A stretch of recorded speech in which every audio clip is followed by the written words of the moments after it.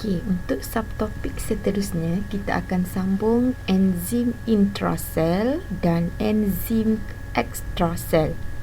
Enzim intrasel, intra bermaksud dalam, in.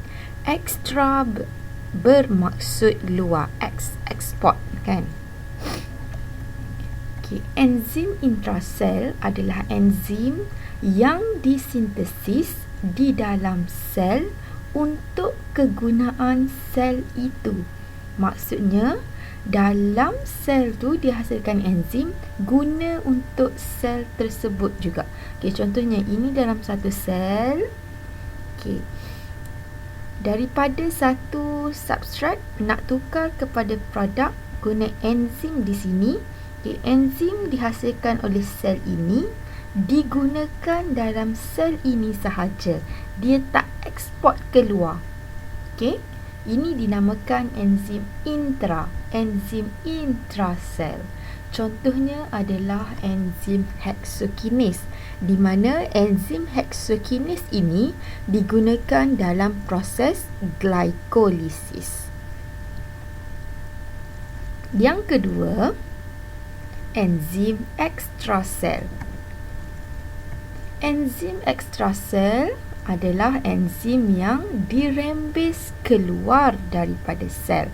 Maksudnya contohnya dia dihasilkan di satu sel, dia keluar daripada sel tersebut untuk digunakan di bahagian di sel yang lain. Contohnya adalah enzim tripsin, di mana enzim tripsin ini dihasilkan oleh sel pankreas, tetapi dia dirembeskan keluar sel ke dalam duodenum kerana enzim tripsin tersebut digunakan di duodenum untuk mencernakan polipeptida. Okey, ini adalah contoh enzim ekstrasel. Dia keluar daripada sel tersebut.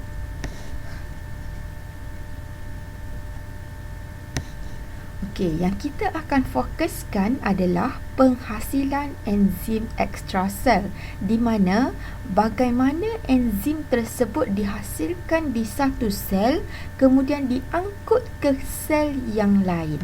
Okey, beberapa komponen sel diperlukan dalam penghasilan enzim ekstrasel ini. Antara komponennya adalah, okey, kita tahu nukleus, ribosom, jalinan endoplasma kasar, jasad Golgi dan diangkut keluar sel. Dua vesikel yang terlibat adalah vesikel angkutan, vesikel pengangkut, okay, dan vesikel rembesan. Vesikel angkutan dan vesikel rembesan. Okey. Nukleus mengandungi DNA yang membawa maklumat untuk sintesis enzim. Okey. Kemudian protein akan disintesis di ribosom. Kita tahu sebelum ni kita dah belajar bab yang kedua, di mana fungsi ribosom adalah sebagai tapak sintesis protein. Okey, kemudian bila ribosom dah sintesis protein, protein tersebut akan diangkut melalui lumen pada jalinan endoplasma kasar. Lumen ni macam liang-liang pada jalinan endoplasma kasar tersebut. Okey. Protein kemudiannya akan dibungkus dalam vesikel, dibebaskan daripada membran jalinan endoplasma kasar sebagai vesikel angkutan. Maksudnya bila ribosom dah hasilkan protein, dia akan diangkut melalui jalinan endoplasma kasar.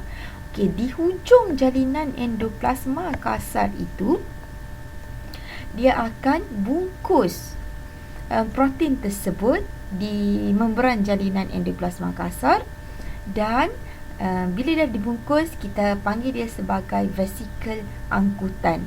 Maksudnya dalam vesikel angkutan tu ada protein. Vesikel angkutan maksudnya dia akan angkut nak pergi ke tempat yang seterusnya. Vesikel maksudnya dia macam satu bekas.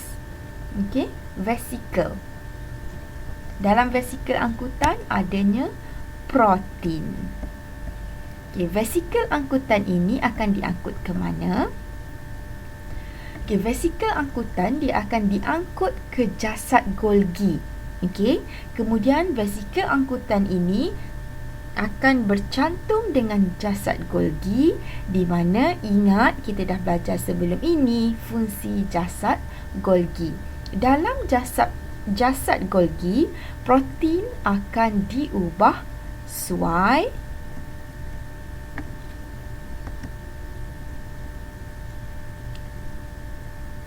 kemudian dalam jasad Golgi, protein diubah suai jadi enzim dan dirembes dalam vesikel rembesan yang terbentuk daripada hujung jasad Golgi.